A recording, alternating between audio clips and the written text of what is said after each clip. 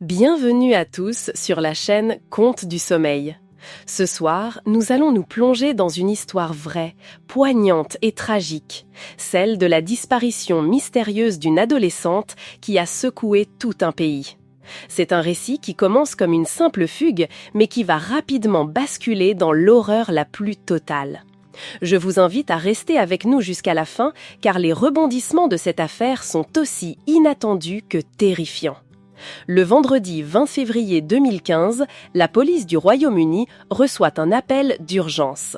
Becky, une jeune fille de 16 ans, a été vue pour la dernière fois par sa famille le 19 février vers 11 h du matin. Elle a quitté sa maison en emportant, semble-t-il, son téléphone, sa tablette et son ordinateur portable. Cependant, elle n'a pris avec elle rien d'autre, ni argent ni vêtements de rechange. Personne ne sait où elle est allée et elle ne répond ni aux messages ni aux appels. Ce silence est profondément inquiétant et ne correspond absolument pas au caractère de Becky. La veille de sa disparition, Becky avait parlé à une amie proche qui a confirmé qu'elle se comportait tout à fait normalement. Rien dans sa voix ou ses paroles ne laissait présager quoi que ce soit d'anormal. L'hypothèse d'une fugue semblait donc très improbable. Née le 3 juin 1998, Becky était la fille de Darren et Tanya. Ses parents s'étaient séparés lorsqu'elle avait 3 ans et depuis, elle vivait avec son père et son frère aîné, Dan.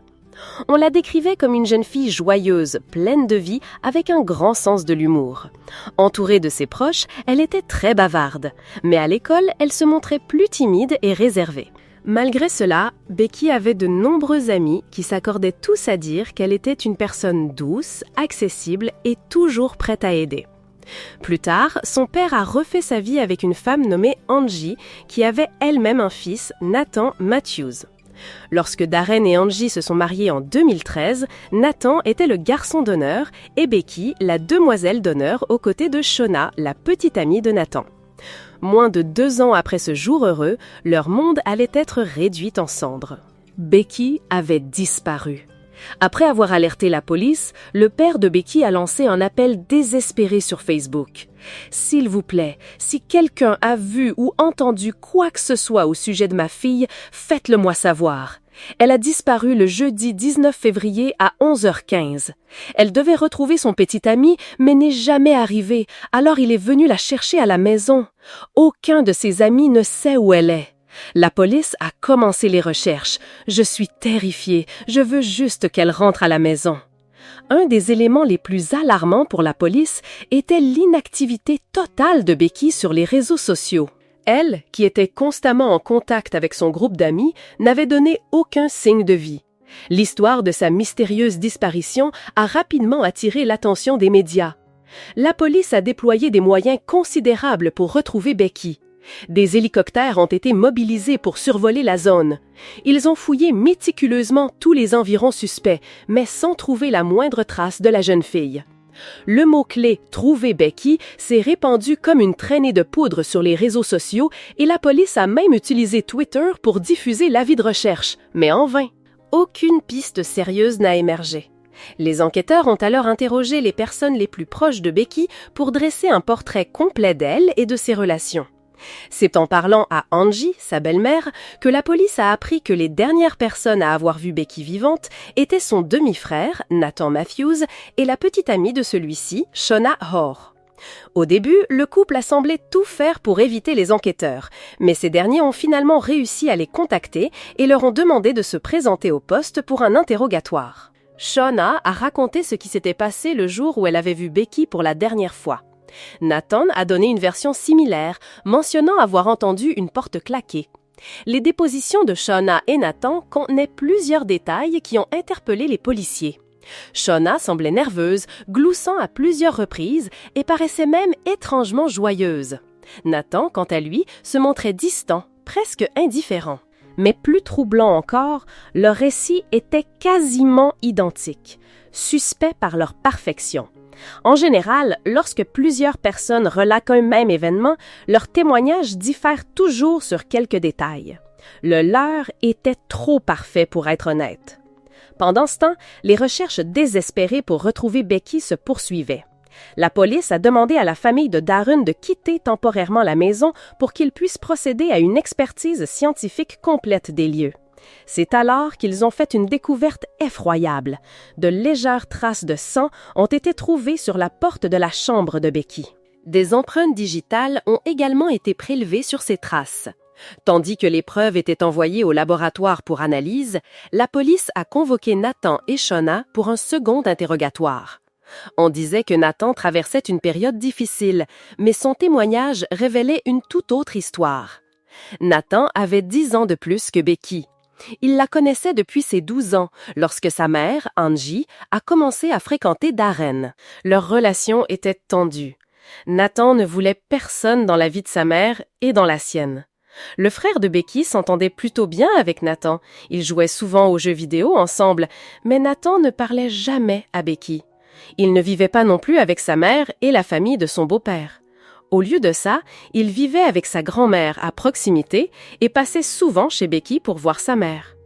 Pendant son adolescence, Becky a lutté contre des troubles alimentaires. Elle devenait de plus en plus faible et s'évanouissait souvent. Tandis que tout le monde s'inquiétait énormément pour elle, Nathan restait indifférent, disant qu'elle faisait semblant pour attirer l'attention. Cette année-là, Nathan avait 21 ans. Il a commencé une relation avec Shona, qui n'avait alors que 15 ans. Ils vivaient ensemble et avaient une fille. Bien que la police ait trouvé le couple extrêmement suspect, il n'avait pas assez de preuves à ce moment-là pour procéder à une arrestation. Mais cela allait bientôt changer. Le samedi 28 février 2015, les résultats d'expertise ont montré que les empreintes digitales retrouvées appartenaient à Nathan. Et la pire crainte de la famille de Becky est devenue réalité. Le sang était celui de Becky. La police a immédiatement émis un mandat d'arrêt contre Nathan et Shona. Après leur arrestation, ils ont été emmenés au poste de police pour un nouvel interrogatoire. Une équipe de la police scientifique a ensuite été envoyée au domicile de Shona et Nathan. La maison était dans un désordre indescriptible. Chaque pièce était encombrée d'objets en désordre et sales. Lorsque l'équipe est entrée dans la salle de bain à l'étage, la scène qui s'est offerte à eux les a laissés stupéfaits. La salle de bain était d'une propreté éclatante, immaculée, ce qui contrastait totalement avec le reste de la maison. C'était extrêmement suspect. Pendant les 2 jours suivants, l'équipe a continué de fouiller la maison où vivaient Nathan et Shona. C'était une tâche ardue car la maison était incroyablement encombrée, comme celle d'une personne souffrant du syndrome de Diogène.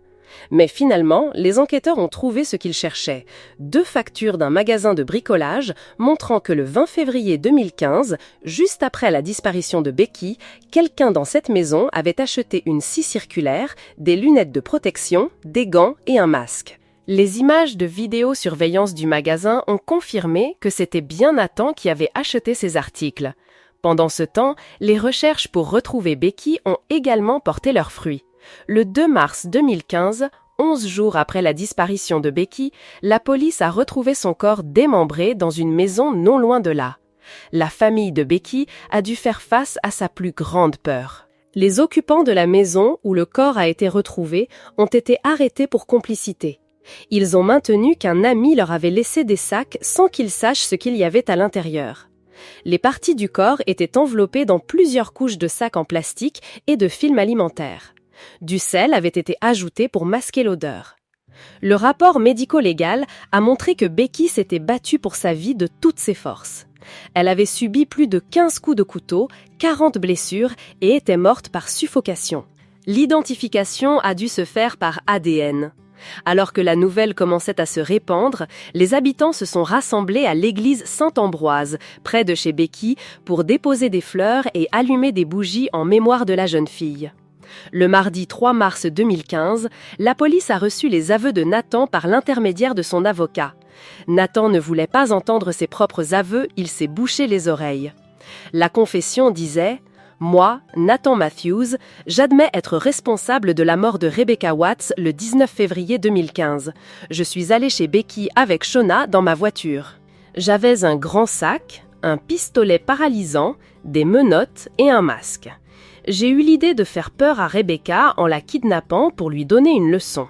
Je croyais qu'elle était égoïste et que son comportement envers ma mère était néfaste pour sa santé. Quelques minutes après mon arrivée, Shona a dit qu'elle voulait fumer une cigarette et est allée dans le jardin. Je suis allée au coffre de ma voiture, j'ai sorti le sac avec mes affaires, puis je suis montée à l'étage et j'ai frappé à la porte de la chambre de Rebecca.